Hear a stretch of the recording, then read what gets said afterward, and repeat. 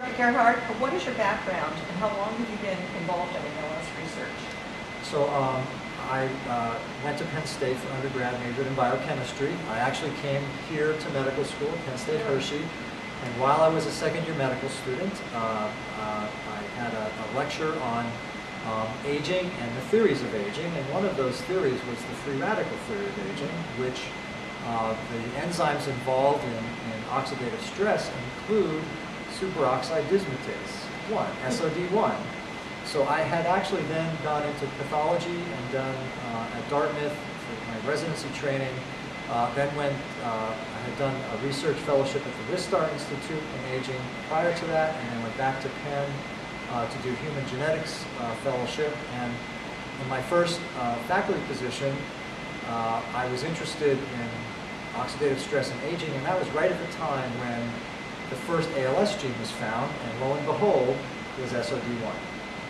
So that immediately caught my attention, and so I began not really full bore on ALS research at that time, but 5 or 6 years later, I was really developing using zebrafish as a model for ALS research. Okay. And unfortunately, I came this close to getting funded, but never got funded, so I never was able to pursue it to the degree that I would have liked. Now that I'm back here at Hershey in the Institute for Personalized Medicine, and we're taking a different route, we're going through sort of patients first, before we get to the animal models. To the fish, yes. So I'm sort of back in the field again, thanks to the advent of sequencing and being able to get a patient cohort here and generate data. Focus on ALS. We have a couple of goals here in the Institute. One is to try to help the clinicians, Dr. Zach Simmons and his staff. Yes, there's no no way to personalize therapy, it's sort of one size fits all, even though there are a lot of clinical differences. So one of our goals is if by using sequencing technology and other we call omics technologies, high throughput technologies, to try to provide more information to link to his extensive clinical database that he has. So he can start finding markers that correlate with different rates of progression, perhaps different areas that are affected in some patients than others, upper versus lower motor neuron, that sort of thing. So one of our goals is very translational, to help Dr. Simmons stratify his patients better. The other, my own personal laboratory, is I want to try to use that information as a platform for identifying new drug targets and new small molecules that may be of therapeutic benefit. How do you decide to start a medical trial? So there are a couple different kinds of trials. The classical clinical trial that most people think of is we have a new drug and we need to test it on this disease to see if it works. The trials that we're thinking of are more of, we've got a sort of a new diagnostic. How well does that diagnostic test work? And, oh, by the way, if there's an existing drug that happens to fit with what we found, then because the regulatory issues have already been addressed for that drug, it's much lower threshold to get that into use clinically than it is with a chemical that you found in a freezer that's filled with thousands and thousands of chemicals, because you have no idea if it's going to get to the place you need, how it's going to work, whether it's going to be toxic, if it's going to hurt people. If you start with drugs that are already have passed through that, now the downside to that is that's a much more limited number of drugs, and the chances are probably lower that you're going to find one that works just because you're starting with so few. On the other hand, if you don't look, you may never find, and if you find one, you can start using it almost immediately in a clinical setting. Because it's already been through. It's already gone through all of the, so in phase 1, that's a toxicity trial, so it's already been through animal models, cell culture models, it's been already tested in people where it's not too toxic, and then it's already been shown to work in some other disease. And what you can do then, physicians are allowed to do what's called off-label. So it's, even though it's approved for one indication, in a physician's clinical judgment, if there's evidence that it might work in a different disease or different scenario, they're allowed to do that. We still think that's a clinical trial, and so we're going to still put it in that category. How many people with ALS do you need to have a successful trial? My sense is that one of the reasons that trials, for the most part, are failing in ALS is because all of the drug development process to date gets funneled through one or two transgenic mouse models that generally carry one or two mutations in the SOD1 gene. It's not unreasonable. You have to go through an animal model. That's all very logical, reasonable. However, you find a drug that cures it in an SOD1 mouse, and then you go to a trial of 500 patients, and 2 of them have SOD1 mutations, and neither of the mutations are what the mouse had, and then the drug fails. And is that surprising? Probably not. And so, this is a really hard problem then. If ALS is really genetically very heterogeneous, are we going to need a drug for every mutation or every gene? Which is daunting, because it's already a rare disease, and now you're talking about even subdividing that group. Or do you need to find ways to take the existing knowledge you have in a high enough throughput way to figure out, are there commonalities that you can then try to address with drugs, that if you have SOD1 and C9orf72 and FUS, and go down all the different ALS genes, do they work through a common pathway? Or if they don't, do you need to address them one gene at a time? And that's only for the genes that we know. We don't know all the genes yet. We don't even know if genes are responsible for all the cases. So it's even more complicated. So we're trying to start with what we have. We can at least do some sequencing. Other people are doing this as well. This is an effort that fortunately there are going to be large numbers of sequences. So I think the number of genes is going to increase, and the number of mutations, and that will give us at least the information to start asking those kinds of questions in the different types of experimental systems that we have. What people do you need with ALS to have a successful trial? A successful trial. So again, this goes down to, my own feeling is you need one. If I had a drug that I developed in a specific mutation, in fact, this is not new to ALS, there's a company, I think it's called N of 1, with the same theory, because cancer is the same way. Cancer is actually perhaps even more difficult because the mutations that occur in a cancer tend to be random. And very much, if we have to develop a therapy for random mutations, that's even worse than, at least in ALS, if we sequence a sufficient number of patients, we'll get some idea as to what the major genes are, the major pathways, and some drugs will be developed for that. And there's precedent for that in cystic fibrosis, another genetic disorder, where right now there's an FDA drug on the market that is fairly effective for one specific mutation. It's not the common mutation that 70% of patients have, but that company is working on a drug for that. And if you look at, in cystic fibrosis, for the most part, it's one gene, but there are 4 or 5 major classes of mutations that affect the protein that's made from that gene. And it looks like there may be drugs for each of those major classes of how it affects the protein.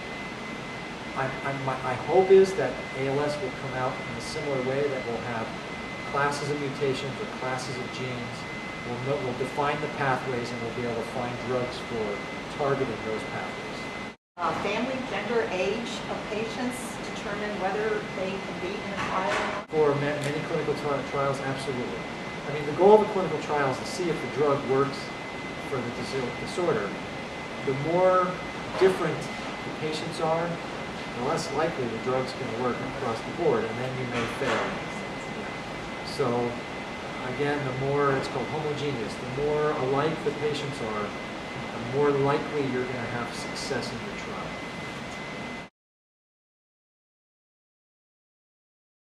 Well, that they fail is the biggest complication. I think that is, from my mind, again, given the history of ALS drug development to date, I think part of the problem, again, it was very reasonable, is that the animal model was very restricted. and that, again, the drugs, and this happens in cancer too. Many drugs cure the cancer in mice. You can cure mice with cancers. But then you go to the human situation, and it's far more complicated, and you don't get that, you don't match up what you did to test the drug to what you're actually doing in the trial.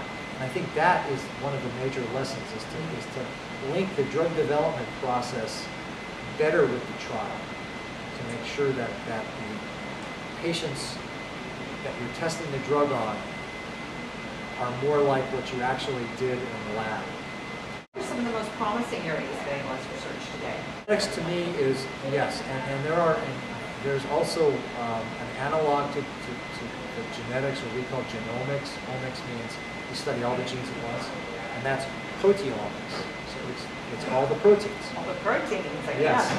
Okay. So I think that's another area that's going to be very useful. But the technology for the proteomics is not as robust, and there's a lot of technical issues yet, so we're not quite there yet. But I think that'll be the next wave. Right now we have the genomics. The sequencing is getting cheap enough where we'd like to get a sequence on every patient that we can. What misconceptions do people have about ALS research and maybe research in general? The major underestimation of most people is how costly research actually is. The average grant from the NIH, which is a research investigator grant that we call an R01 grant, the standard one-year budget that comes to the lab is about $250,000, and they last 4 to 5 years. So the standard grant for one project is over $1 million. And oh, by the way, we're in this lab here where you see a bench and chairs, and it's heated, and that has to be paid for. And so their institutions get, in addition to $1 million+ they get 50 or 60% of that million, so $500,000 or $600,000 of that to pay for all this other stuff. So when you look at the total budget, Doesn't seem like quite enough. it's about $2 million for one research project. That is really daunting when you think that one research project can be pretty narrow and certainly doesn't span the drug discovery process, which is millions of dollars, and it can be tens to hundreds of millions depending on what the drug is, how big the trials are. So the cost is something that can really be underestimated. How do we get more money for this? That's a great question. We're trying to figure that out now because right now the federal government's budget is somewhat limited, and the NIH is going to be constrained by that. The private sector, it's very risky to do drug discovery because most drugs fail. I mean, look at ALS. Almost all drugs fail. So that means the big pharmaceutical companies don't want to take that risk. So they want to push it to somebody else to take the risk. And so right now that's left to biotech companies and smaller pharmas that get venture capital, because if you get a win, then that's where you can get the return on investment. Because if you can find a drug that actually significantly alters the course of ALS, that's going to be extremely valuable. So we are, throughout my scientific career, I've sought funding from a variety of different organizations. So in addition to the NIH, there's the Department of Defense. They have an ALS budget, which is great. I came really close to not get funded through them. And then there are not-for-profits, like the Muscular Dystrophy Association and the ALS Association. And then there's the private sector. And the private sector, for the most part, are the smaller biotech companies that, again, often they don't have necessarily a targeted interest in ALS, but they're working in an area that overlaps. So one of the things that I've tried to do is Alzheimer's is the major neurodegenerative disorder. You can sort of get ALS tucked under that window, especially because of the overlap with TDP and the frontotemporal lobar dementia. So because that has dementia and overlaps, you can kind of get put under that ALS window. And again, the genes that are common to the V43 and a couple of the others that are common between FTD and ALS. And so if you can get under all the money for Alzheimer's, and there's a lot of money going to Alzheimer's, and the pharmas are interested, the biotechs are interested. So if you can get under that umbrella, you can get some of that funding your way. So that's the other way. In addition to individuals. So we have gotten donations from some individuals specifically for some ALS research here at Penn State Hershey, and the development office is in continued contact with those individuals. That can often be the private donations, the individual donations. Where that really can make a difference is, for example, our Institute for Personalized Medicine. If we could get I described to you before what a single research grant is from the NIH. For a similar amount of money from the private sector, from a private individual, that can help get us set up to be competitive for those NIH grants. So I think that's really where the role of a private individual's money is to really help get us set up to be competitive for the really big opportunities where the major fund is. And even small amounts of donations can help because, like I said, we're talking about $1,000 to $2,000 for an exome sequence. You don't need $2 million to do that for a couple of patients. So any kind of funding helps us, but realistically, to develop a new drug is going to take a significant amount of money. To try to identify a known drug that might have at least partial effect will be less amount of money, but still not trivial. Dr. Sure. Gerhard, and Pleasure, really Maryann. appreciate talking to you and giving us all this really good information. I'm sure all of the ALS patients and their families and everyone concerned will really, really enjoy hearing about. Sure, and if your patients have any questions or other providers, you can go onto our Institute for Personalized Medicine website, and there's contact information there. If you call or email, they'll get that to me. Okay. Okay. Thank you very much. Sure.